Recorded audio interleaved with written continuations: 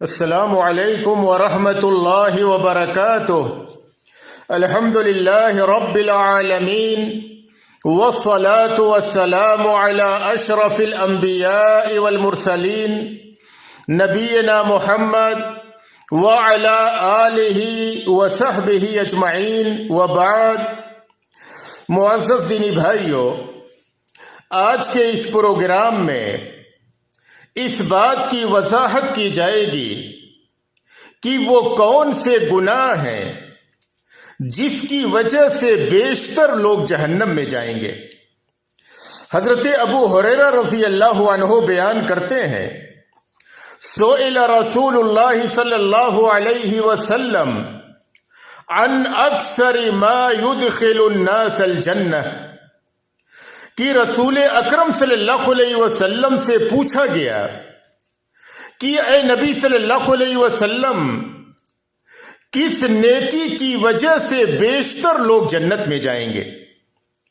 تو آپ صلی اللہ علیہ وسلم نے فرمایا، تقوی اللہ وحسن الخلق، اللہ تبارک و تعالی کا تقوی اور اچھا اخلاق۔ پھر آپ صلی اللہ علیہ وسلم سے پوچھا گیا کہ کس گناہ کی وجہ سے بیشتر لوگ جہنم میں جائیں گے؟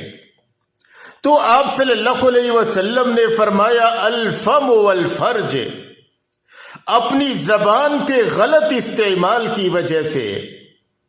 اور اپنی شرمگاہ کے حرام میں استعمال کرنے کی وجہ سے بیشتر لوگ جہنم میں جائیں گے۔ حضرت سہل بن سعد رضی اللہ عنہ بیان کرتے ہیں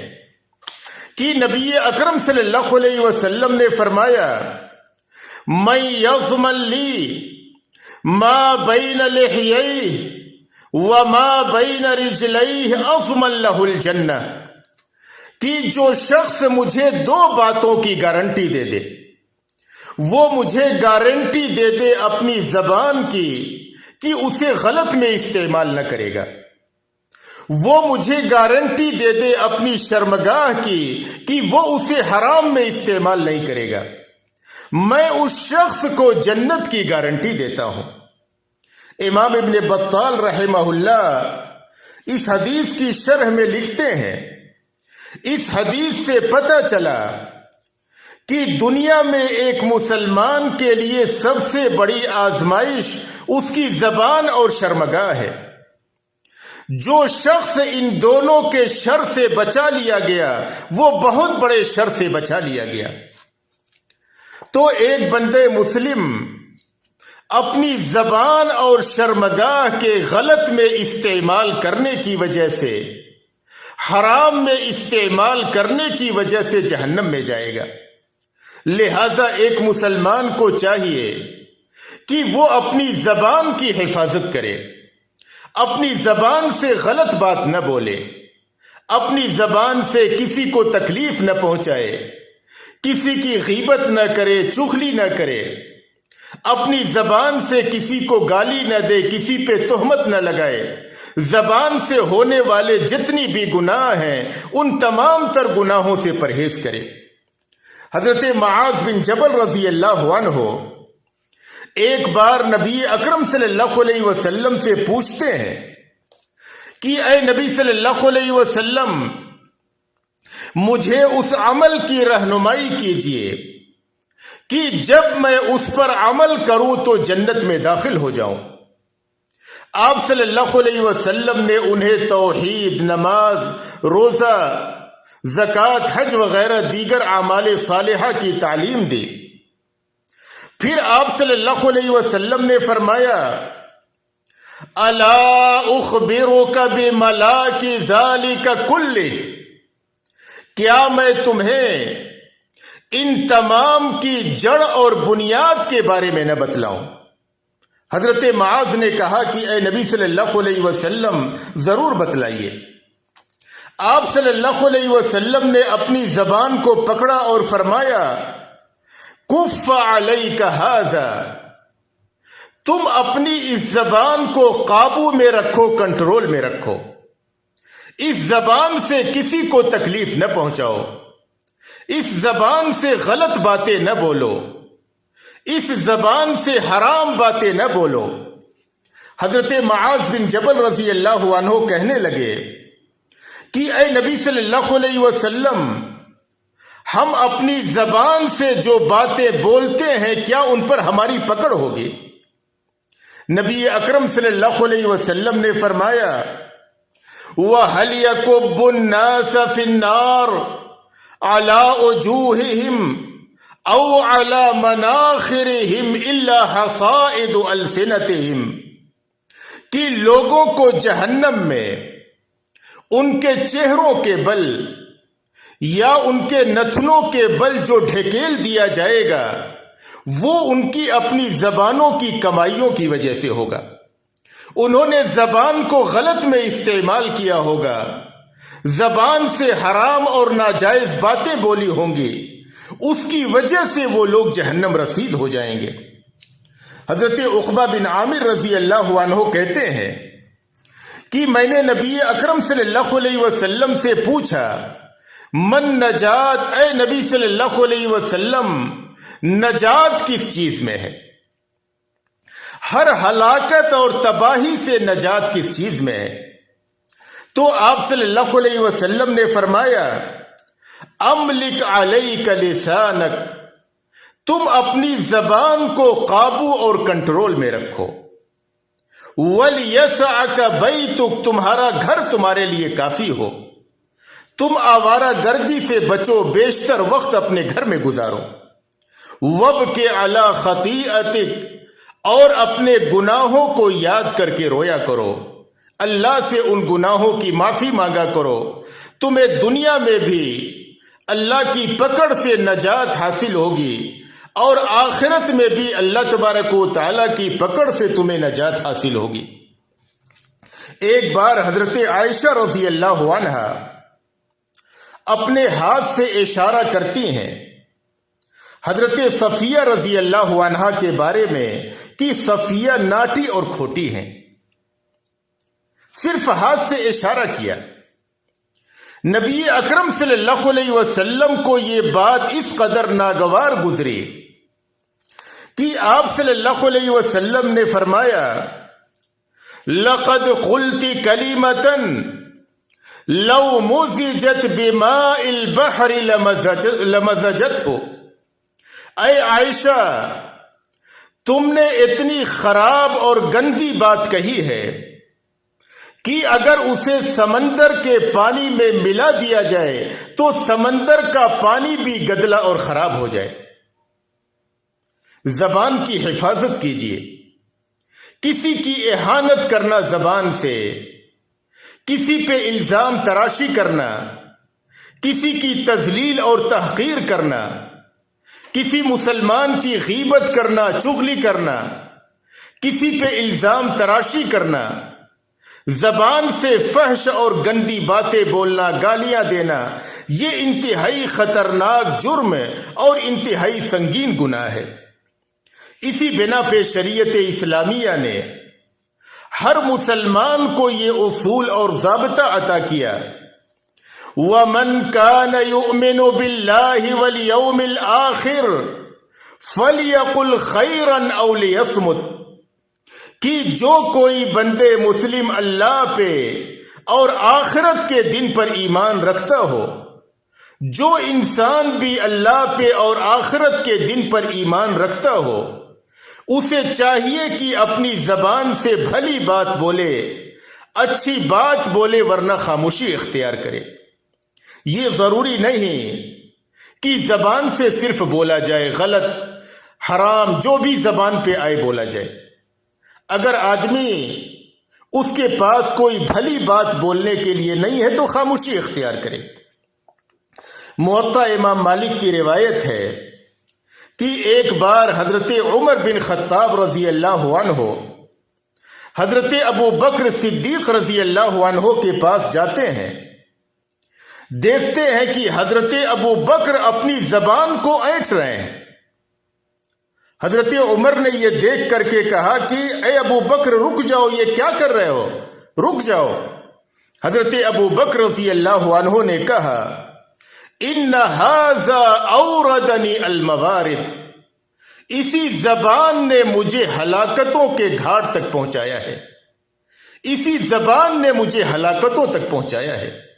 آپ ذرا غور کریں، یہ ابو بکر صدیق رضی اللہ عنہ جو انبیاء کے بعد اس امت کے سب سے افضل شخص، جو ہمہ وقت اپنی زبان کو اللہ کے ذکر سے تر رکھتے تھے، ہمہ وقت نبی اکرم صلی اللہ علیہ وسلم سے احادیث کے سننے میں اور آپ صلی اللہ علیہ وسلم کی خدمت میں لگے رہتے تھے، وہ اپنی زبان کے تعلق سے اس قدر ڈر رہے ہیں، تو ہمیں کس قدر احتیاط کی ضرورت ہے۔ ہم اس وقت بیشتر مسلمانوں کا یہ حال ہے، زبان سے جھوٹ بھی بولتے ہیں، گالیاں بھی بکتے ہیں، تہمتیں بھی لگاتے ہیں ایک دوسرے کو، اور عموماً مسلمانوں کی زبانیں اللہ کے ذکر سے خاموش ہیں۔ تو ایسے وقت میں ہمیں اپنی زبان کی حفاظت کرنے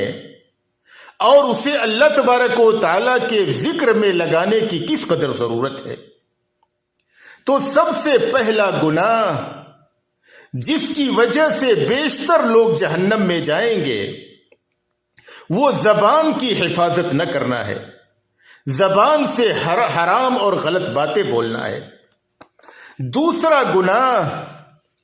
جس کی وجہ سے بیشتر لوگ جہنم میں جائیں گے وہ اپنی شرمگاہ کو حرام میں استعمال کرنا ہے، زنا کا ارتکاب کرنا ہے۔ اللہ نے قرآن کریم میں اس کی حرمت کو بیان کرتے ہوئے فرمایا وَلَا تَقْرَبُوا الزِّنَا إِنَّهُ كَانَ فَاحِشَةً وَسَاءَ سَبِيلًا، تم زنا کے قریب بھی نہ پھٹکنا،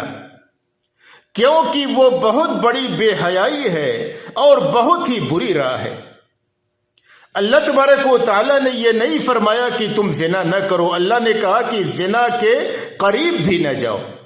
یعنی معنی یہ ہوا کہ جو زنا کے دوائی اور اسباب ہیں،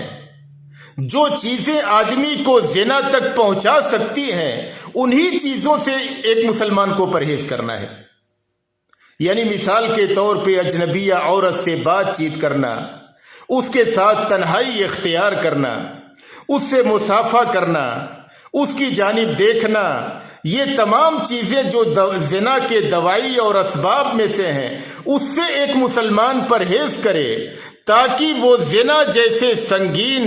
جرم اور خطرناک گناہ میں ملوث نہ ہو جائے۔ اللہ نے ایک دوسری آیت کریمہ میں پاک دامنی کا حکم دیا اور فرمایا وَلْيَسْتَعْفِفِ الَّذِينَ لَا يَجِدُونَ نِكَاحًا حَتَّى يُغْنِيَهُمُ اللَّهُ مِنْ فَضْلِهِ، کہ جن لوگوں کے پاس شادی کرنے کی طاقت نہیں ہے، ان کے پاس مال و دولت نہیں ہے، روپیہ پیسہ نہیں ہے، جس کی وجہ سے وہ شادی نہیں کر سکتے، ان لوگوں کو چاہیے کہ وہ پاک دامنی اختیار کریں، ایسا نہ ہو کہ زنا کی راہ پہ نکل پڑیں۔ ان کو چاہیے کہ پاک دامنی اختیار کریں یہاں تک کہ اللہ تبارک و تعالی انہیں اپنے فضل و کرم سے بے نیاز کر دے۔ حضرت عبداللہ بن مسعود رضی اللہ عنہ ایک بار نبی اکرم صلی اللہ علیہ وسلم سے پوچھتے ہیں ای الذنب اعظم، کہ اے نبی صلی اللہ علیہ وسلم گناہوں میں سب سے بڑا گناہ کون سا ہے؟ تو آپ صلی اللہ علیہ وسلم نے فرمایا ان تجعل للہ ندا وہو خلقک، سب سے بڑا گناہ یہ ہے کہ تم اللہ تبارک و تعالیٰ کا شریک اور ساجی پکارو جبکہ اسی اللہ نے تمہیں پیدا کیا ہے۔ حضرت عبداللہ بن مسعود رضی اللہ عنہ نے پوچھا کہ اے نبی صلی اللہ علیہ وسلم اس کے بعد بڑا گناہ کون سا ہے؟ تو آپ صلی اللہ علیہ وسلم نے فرمایا ان تقتل ولدک خشیت ان یاکل معک، کہ تم اپنی اولاد کو قتل کر دو اس ڈر سے کہ وہ تمہارے ساتھ کھائے پیے گا، یعنی روزی کے ڈر سے، کھلانے پلانے کے ڈر سے تم اپنی اولاد کو قتل کر دو۔ بہت سے لوگ رحم میں بچے کو قتل کر دیتے ہیں اور رحم کو ساقط کروا دیتے ہیں، حمل کو ساقط کروا دیتے ہیں، اس ڈر سے کہ کہاں سے کھلائے پلائیں گے، اور وہ اس بات سے غافل ہو جاتے ہیں کہ رزاق اللہ تبارک و تعالیٰ کی ذات ہے، اور اللہ تبارک و تعالیٰ جس مخلوق کو بھی دنیا میں بھیجتا ہے اللہ تبارک و تعالیٰ نے اس کی روزی کو لکھ دیا ہے۔ پھر حضرت عبداللہ بن مسعود نے پوچھا کہ اے نبی صلی اللہ علیہ وسلم، اس کے بعد بڑا گناہ کون سا ہے؟ تو آپ صلی اللہ علیہ وسلم نے فرمایا ان تزانی حلیلۃ جارک،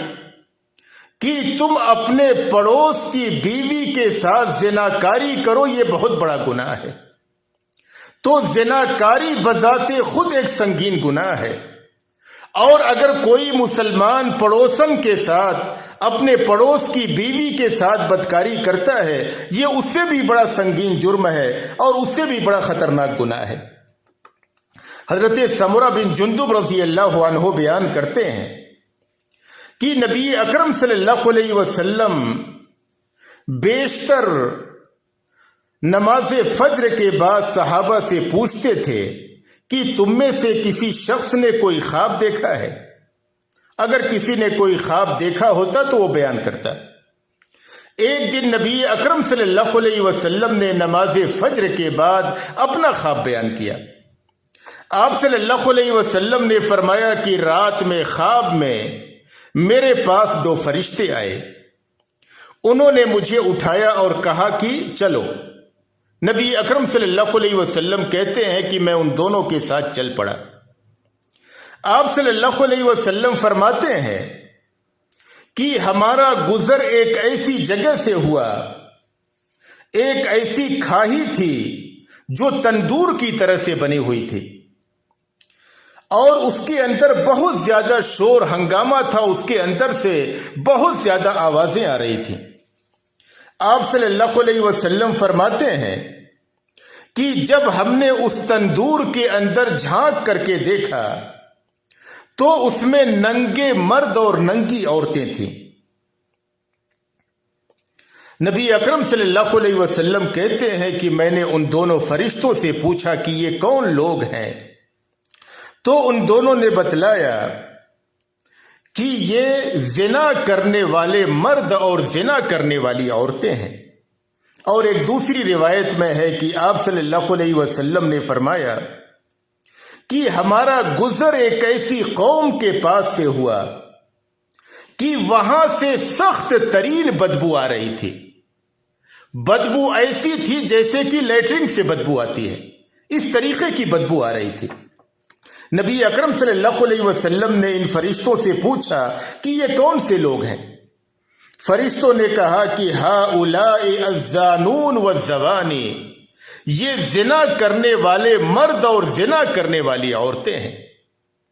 ہر مسلمان اس خطرناک گناہ سے اپنے آپ کو بچائے۔ یہ بدفعلی اور بدکاری، زناکاری کا یہ گناہ انتہائی خطرناک گناہ ہے، ایک مسلمان کو جہنم میں لے جانے والا گناہ ہے۔